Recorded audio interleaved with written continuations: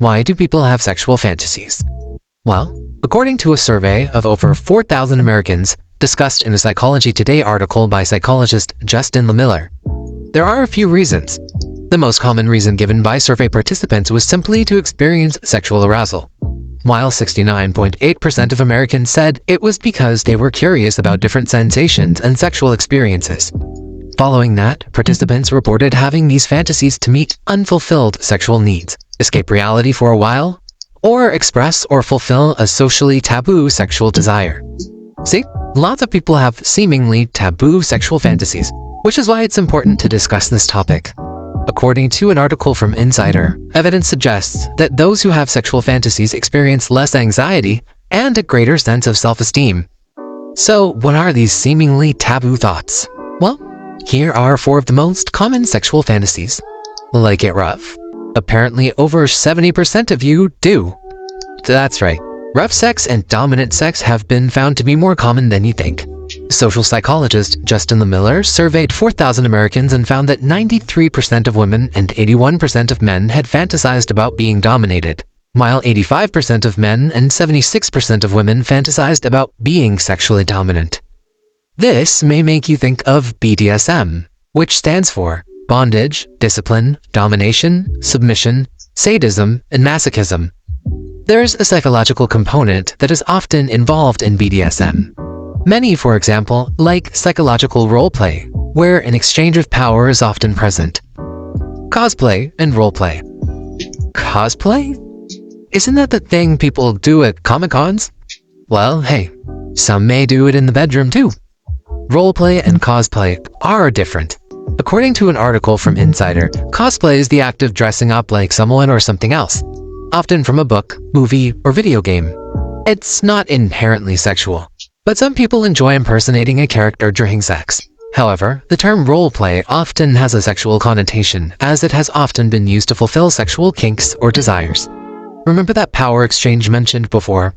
Dressing up as certain characters or taking on different personas with your partner may just be a way to safely and consensually express that desire.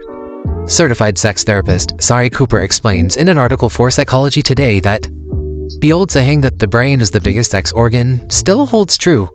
How we become aroused in a sexual scenario, either solo or with a partner, begins with fantasy and imagination. Cooper goes on to explain that often her clients are shy about sharing personal fantasies out of fear of being perceived as strange, bizarre, or disgusting by their partner. She adds that not being fully open about one's sexual desires and needs can lead to problems down the road in the relationship. It seems role-playing isn't as taboo as some might think. Then, as Cooper adds, role-playing is one of many options that provide a safe, non-threatening way for couples to explore. Multi-partner sex. Threesomes, orgies. You may have come across these terms before, and that may be because a sexual fantasy involving more than one other partner is pretty common. A study published in the journal Personality and Individual Differences had 788 British adults across 4 age groups take a nationwide quota poll. They found that men were more likely to fantasize about having sex with more than one person, often with anonymous partners.